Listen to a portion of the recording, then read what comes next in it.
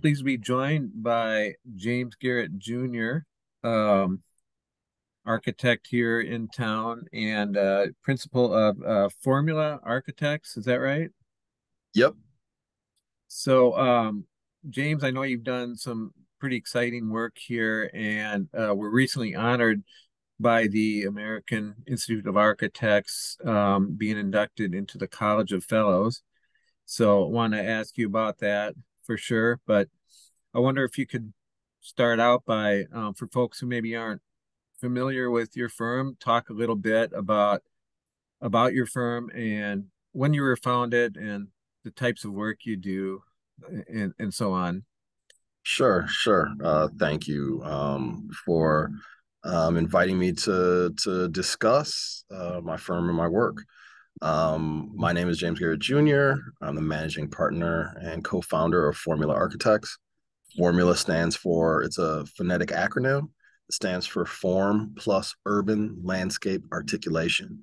And I think that's at the essence and the core of who we are and what we try to do. We want to be very intentional, very careful. We focus primarily on cities and primarily urban infill in sort of existing built up areas of cities. So most of our projects, a lot of them have been um, other things. Sometimes it's adaptive reuse. We just did an adaptive reuse project where we converted an old abandoned car dealership on University Avenue into an art center for a springboard for the arts. We had to demolish a couple buildings and create a new campus for juxtaposition arts in North Minneapolis, which is just finishing up now. We work in a lot of sort of inner city conditions where there's existing infrastructure around, there's existing challenges, there's a context, there's a feel of the neighborhood. And there are folks that have inhabited these neighborhoods for years and generations. And we want to come in and do something that's respectful and something that's culturally relevant to the culture of folks that have built that neighborhood up. So we want to add to it and we want to accentuate the good things about communities. And we want to try to, on the other hand, mitigate some of the issues and the challenges with, especially in terms of access and in terms of resources and things like that. So Mhm. that's primarily what we do. We were founded in 2002. Mhm. 20, we just celebrated 20 years this past fall. And, we're hoping to have another 20 in us or more. Mhm. Absolutely. So are most of your projects right here in Minneapolis, St. Paul, just kind of in the core cities? Yes, the majority of our projects are right here in the core cities, or at least they begin in the core cities. So we do a lot of transit work. For Metro Transit, we designed all 18 stations along the Green Line back in the day on University Avenue. We also partnered with a firm out of New York um, to do Target Field Station, which used to be called the Interchange. But that's another, I think that was our first New York State award winning project. We were partnering with a New York firm on that one. And that one also won our first national AIA Urban Design Award. So we're very proud of that. But we also do inner city lines that begin in downtown and extend out into the suburbs. And so we've been doing a lot of bus rapid transit. We just finished the Orange Line, designing the stations, the southern portion of the stations that go out from downtown Minneapolis to Burnsville. We're currently working on the Purple Line, which is going to go from downtown St. Paul here up towards White Bear Lake, probably stopping there in North Maplewood.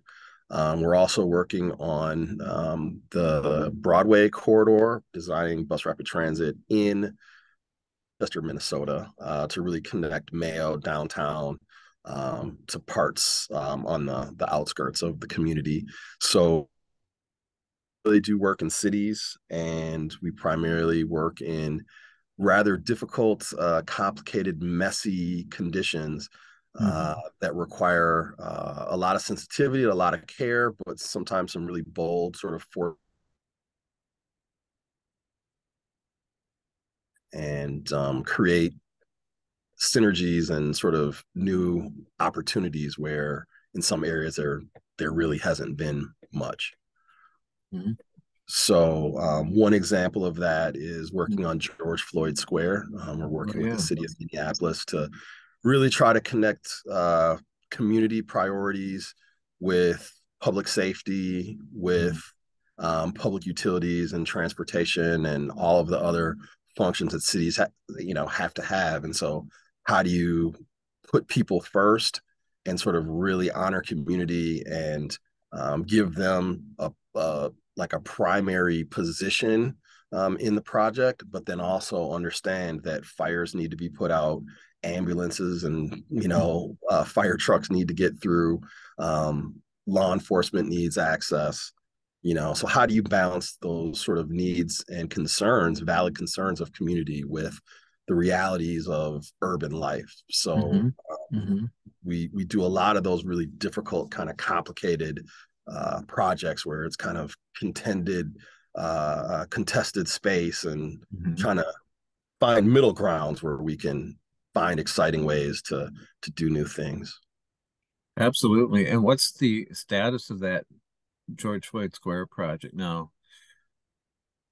Well, we're still in the community engagement phase, so there's a lot of public engagement activities and meetings going Mhm. on, and there's the beginnings of some ideas being generated from some of the things that we're hearing, and some of our partners in the project are sort of bringing back information from things they're hearing, and we're Hmm. just trying to formulate some initial ideas at this point that's really rooted in the conversations that have been going on with community. Okay. Yeah, it'll be great to keep an eye on that one, and looking forward to seeing what you come up with there in collaboration with the community. I also understand that you've been working on the across the river, the river balcony project. Is that correct? So we've been working on sort of part of that Great River Passage. Part Hmm. we've been working on is with W Architecture out of New York, and it is the Hmm. River Learning Center.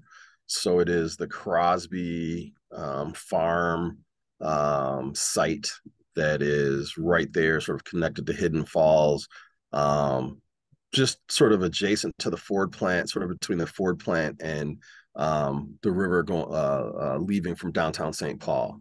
And Hmm. so, sort of where those converge, right at the Bedote there, in front of Fort Snelling. So that's been a really interesting project and a really interesting collaboration. We've really come up with I think, some interesting concepts, and we've vetted them with the public. And we spent a lot of time engaging with the public and listening to a lot of feedback and criticism and complaints and long-term grievances and things that I think is really important to flesh out and to hear and to Hmm. entertain, because there's inequities in terms of access, and all these real things that regular people haven't had a chance to sort of vent or put out there. And Hmm. so I think us being there and sort of asking questions and trying to figure out what's going on, we're always a good sort of target for these sort of grievances and frustrations and things that sometimes are generations old. And I Hmm. really think it's important to be there and to hear that and to address that and to try to consider that as you come up with design ideas. It's like, I'd much rather know what the opposition is and know what the Hmm. challenges are and what the historic issues are, and where the inequality has been, so that we can hopefully design something that better serves more people in a more humane way. So Hmm. that's another very visible project that we really enjoy working on.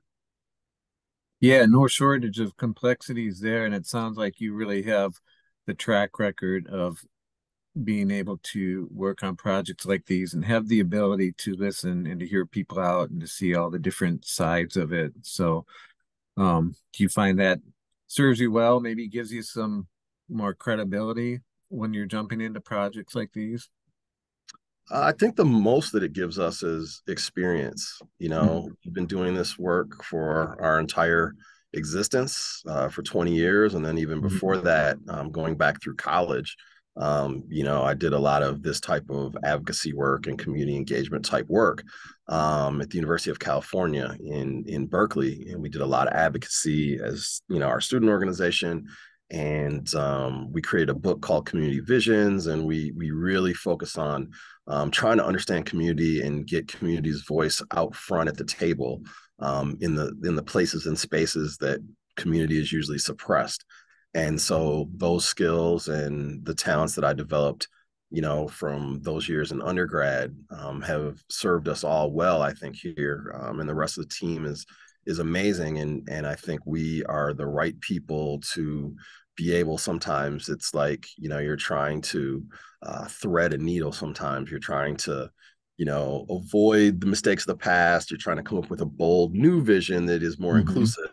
But you have all Right. these regulatory constraints, and you've got budgets. And then, of course, going through COVID with some of these projects, prices for everything have been crazy. And so numbers are all over the place, and you're trying to hit that, thread that needle and create something that sort of checks as many boxes as possible, and gives people that feeling of, this is a beautiful space and it's mine. I see myself in it. And that's really how we measure success, is when the general public, when they encounter our spaces, can really see themselves represented there and feel comfortable there.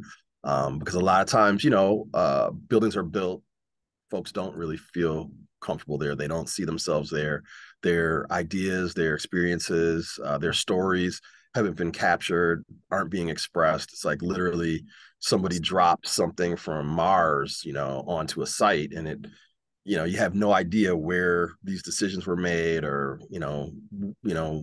doesn't have anything in common with the context or the site or the neighborhood. And we're trying to do the opposite of that. We're trying to bubble up from community and then create things that are, really dynamic and new and bold, but they have those roots of, these are ideas that are generated from and in support of folks in those neighborhoods. Excellent. Looking back over the past 20 plus years now, are there any maybe one or two projects that really stand out where you've been able to really check all those boxes and um, just hit a home run or anything that stands out? Yeah, I mean, I think some of our more recent projects. Well, first, I'll start with one of our early projects, the Green Line. Sure. Um, I really love the Green Line stations. I love the art integration we were able to do, working with artists from across the country to really create unique sort of community icons in each stop. As it passes through a neighborhood, each station looks very different, feels very different. The color, the art, the materials, the textures are all unique. And we worked with artists who had community connections and came and met with folks in the neighborhood, and really were interested in finding ways to express the differences and celebrate those differences in each part of the community. And I think some of the stations are just sublime. I'm thinking in terms of the West Bank station, with the immigration bird pattern, metal facade that we worked with Nancy Blum, super talented artist, to create that pattern. And at night, it looks like the birds are kind of floating Mhm. up and down the stairway. And it's really beautiful. She also did another one at University of Minnesota East Bank, not far from there, near the math and science buildings. And she used hypercolloids and spirographs Mhm. patterns to create these really interesting, really beautifully detailed aluminum shapes that relate to different mathematical formulas and equations that are Mhm. etched into the precast concrete that's on the platform and covering the platform. And so it's just a beautiful, um, experience to be on those platforms and to have really beautiful, smart, creative art around you while you're waiting for the train. It feels very personalized. It feels very customized to, the neighborhood itself, and just beautiful expressions of community. So I feel like we hit a home run, working with all of our partners on the Green Line. It was a really great experience for us. And I think it solidified us as people that could do transit architecture. And we've done, quite a bit since then. I'd Mhm. also say the most recent projects that we're working on, I feel like have really hit the mark. Springboard for the Arts in St. Paul on University Avenue is one of our favorite projects, one of our favorite clients in the office. Just a wonderful creative organization that supports artists, rural and urban, and really, they support them in ways that they offer services, they offer access, they offer opportunity. They're sort of a clearinghouse for so many things that the artistic and creative community lacks, and they really fill that gap. And so working with them to renovate that old abandoned car dealership, and to create something very new and very fresh, with a beautiful rooftop garden that's got solar panels, transparent solar panels on top, that frames a beautiful view of the state capitol beyond, and the Lower Town community, or the Frogtown community adjacent.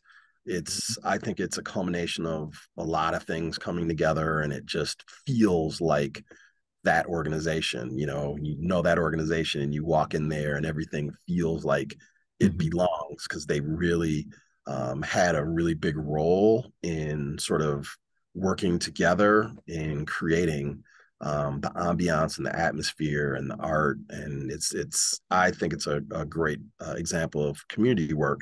And then I'd Mhm. also say Juxtaposition, which hasn't quite opened yet, which is almost done, but the Juxtaposition Arts Campus in North Minneapolis, we've been working on that for, I've been tied to that for 15 plus years.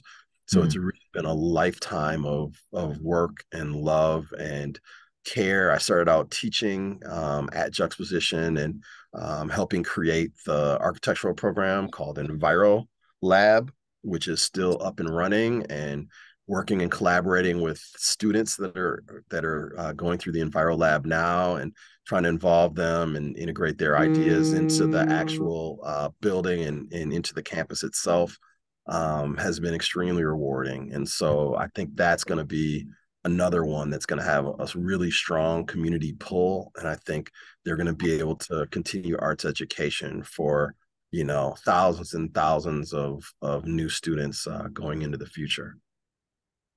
Yeah, that's great to hear about the students. And are you seeing maybe some budding young architects there? And I know we've talked a lot about there's a need for more people to be in your profession, especially people of color, to get more diversity and inclusion.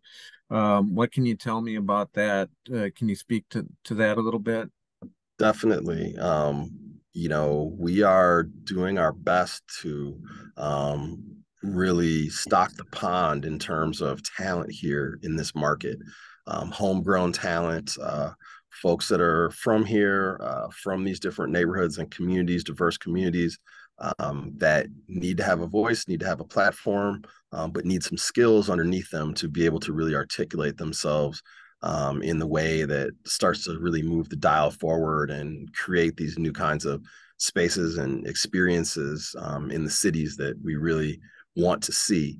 And so, working through Juxtaposition years ago, we really had so many talented students, one of which is running a sign shop, his own sign shop now. And we partner with him and buy signage from him quite Mhm. frequently. Sign Minds in Northeast Minneapolis. We are also very proud of Katisha Pearson, the Dripping Root. She's another just brilliant young student of mine who is just really blossoming and flourishing as an entrepreneur on the Mhm. south side of Minneapolis. Jeremiah Ellison, who is now the city council person for the neighborhood that Juxta's in, was Mhm. a student of mine, and Mhm. and Roger, and he came up all the way from maybe 6, 7 years old, all the way through high school in that program. And he's an artist by trade. That's Mhm. occupation, artist. Really incredible talent that I'd like to think we helped develop and sharpen there. And then I'd like to give a shout out to Roger Cummings, who is the co-founder of Juxtaposition Arts. His son, Shango Cummings, was the youngest student in that program. And I didn't even want to let him into the program because he was so young. I think he was 10 at the time, and it was really for high school kids. And I just kept saying, Shango, I love you, but I mean, we're gonna be doing high school level stuff, and like you're 10. Mhm. He just insisted and insisted and insisted. And so finally, I was like, all right. And then who knew Shango was the one that grew up and he went to my alma mater and studied architecture and graduated. And, and I, Nice. I had the pleasure of being able to I was asked to give the commencement address at my alma mater at Parsons School of Design in New York City, the year Mhm. that he graduated. And so I was able to, speak directly to him Mhm. and his classmates. And so how all of that comes full circle, but it started in this class at the art center that his parents helped found and that Mhm. I taught at. And here he is. So he's an architectural professional now, out Mhm. here working and getting his feet wet in the industry and doing wonderful things. That's really exciting to hear that. And how did you become interested in architecture as a young man? Well, my story isn't quite as exciting. I literally started playing with Legos and Lincoln Logs and anything else that I could stack and make stuff with when I was maybe 5 or 6 years old. Mhm. And I pretty much decided at that point, whatever this is all I want to do for the rest of my life. Mhm. And so I was one of those children that knew early on and never really wavered that I Mhm. loved architecture. I was fascinated with cities and people and buildings, and I wanted to immerse myself in that. And I wanted to do things that would make cities better and help the cities evolve into the 21st century and beyond. And so, Mhm. my story is pretty simple in that respect. It's something that from day one, I knew I was fascinated by and I was interested in. And, I wanted to climb to the highest levels of whatever that meant. I wanted to be at that place in this field. Yeah. Well, that's actually really exciting to go from there to having your own successful firm and now the College of Fellows. Can you tell me a little bit about that honor and sort of how that process worked? Were you nominated and kind of walk me through that if you don't mind? Sure. Yes, being elevated to the College of Fellows was really one of the highest individual honors nationally that someone can attain.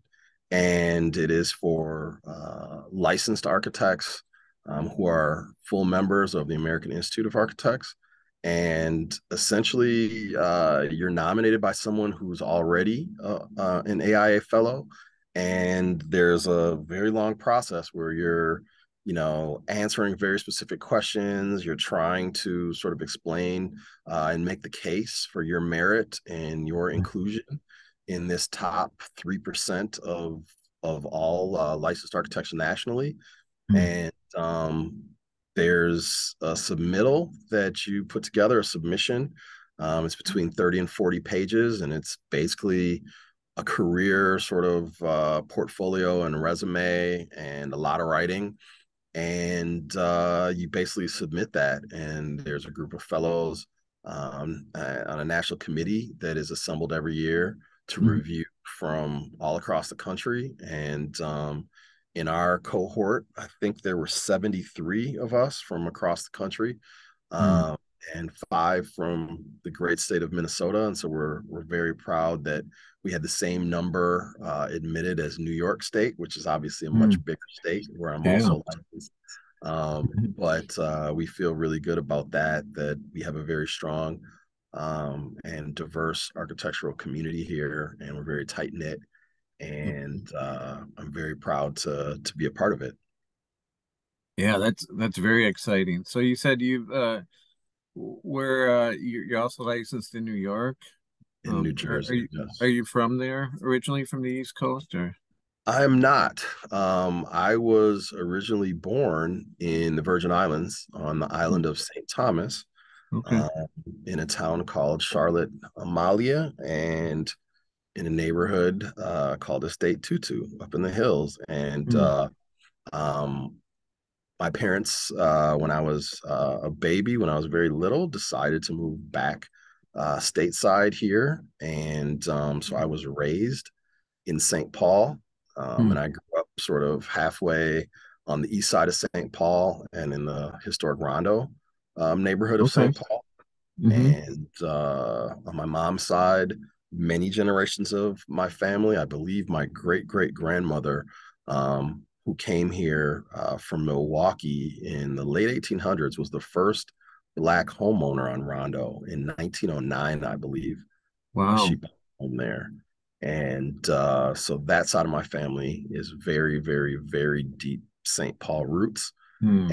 And this place, I've left this place many times. I lived in California for undergraduate. I lived in Arizona for a couple years. I've lived in New York, where I went to graduate school and studied, and Dominican Republic, where I married my wife.